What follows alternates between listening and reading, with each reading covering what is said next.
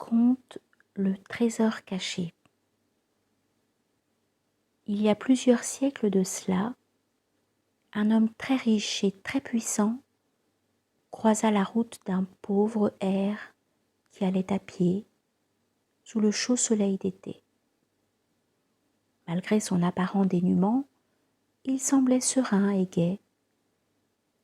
Il ne possédait qu'une paire de chaussures et une canne qui l'aidaient à progresser sur les chemins difficiles, sans autre protection contre les rayons de Phébus que sa bonne humeur. Son visage respirait le bonheur. L'homme riche, en revanche, se déplaçait dans un bel attelage, porté par de fiers destriers blancs. Ses serviteurs brandissaient au-dessus du carrosse un immense parasol et de grands éventails aux couleurs chatoyantes. Tous ceux qui composaient la suite du Seigneur étaient vêtus des livrées les plus belles, ornées de broderies d'or. Mais lui, tapi dans l'ombre au fond de ses coussins, présentait sans cesse une face tourmentée, soucieux qu'il était de développer à chaque instant sa fortune déjà immense.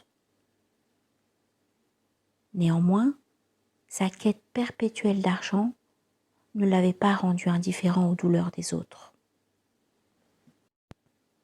Apercevant le pauvre marchand non loin de là, il fit arrêter son attelage.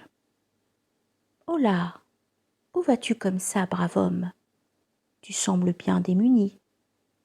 Veux-tu faire partie de mes serviteurs ? Ainsi tu ne seras plus dans la misère. Chacun d'entre eux est payé 100 sous. » « Mille merci de votre générosité, monseigneur, » répondit l'humble marcheur avec douceur. « Je préfère garder ma liberté.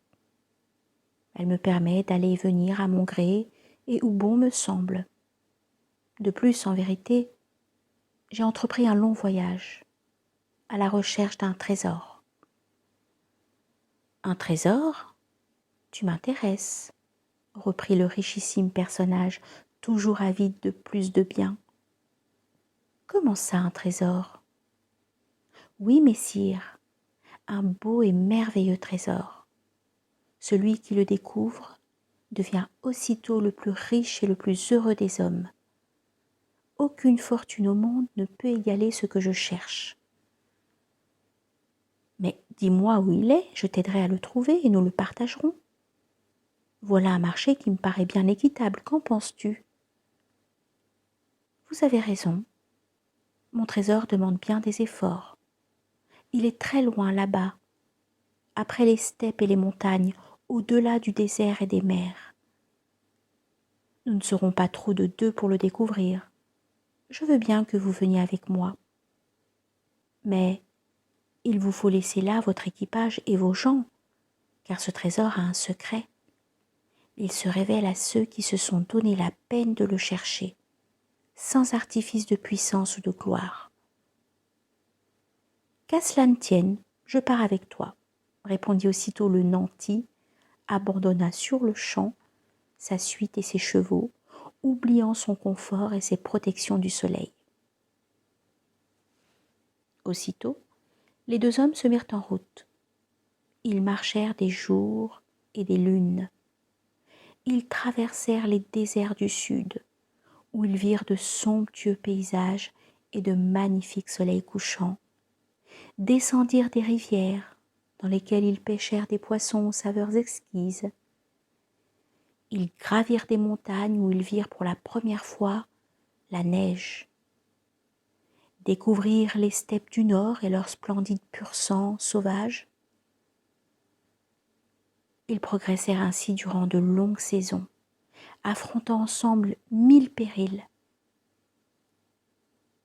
Lorsque le riche marchand se blessa au pied sur une mauvaise pierre, le sage le porta sur ses épaules, et ainsi durant plusieurs jours. Lorsque celui-ci fut à son tour affaibli par le froid, le Seigneur lui offrit ses riches vêtements afin de le protéger. Ainsi s'écoulèrent les mois. Chemin faisant, Les deux hommes apprirent à se connaître. De grandes discussions les animaient, et parfois les faisaient rire aussi. Ils dormaient tantôt à la belle étoile, tantôt dans des abris de fortune, se nourrissaient frugalement et partageaient le vin lorsque par bonheur ils en trouvaient. Le marchand ne demandait jamais où était le trésor, tant il redoutait de paraître incongru. Un jour, cependant, alors qu'une année s'était écoulée depuis leur départ, il interrogea son compagnon de route. « Voilà des mois que nous progressons, lui dit-il. Nous avons affronté 1000 dangers. Nous avons traversé les déserts, les mers et les plaines. Et je ne vois toujours pas de trésor. Ne t'es-tu pas trompé, mon ami ? Pas du tout. J'ai trouvé le plus grand, le plus beau et le plus merveilleux de tous les trésors. Comment ça ? S'étonna l'autre, soudain furieux de ne s'être aperçu de rien. Tu l'as trouvé et ne m'as rien dit, félon, traître. Nous devions pourtant le partager, mais où est-il donc ? Là, à côté de moi, depuis des semaines et des mois, répondit le sage. Me voilà riche de ton amitié et toi de la mienne. N'est-ce pas là la plus grande des fortunes ?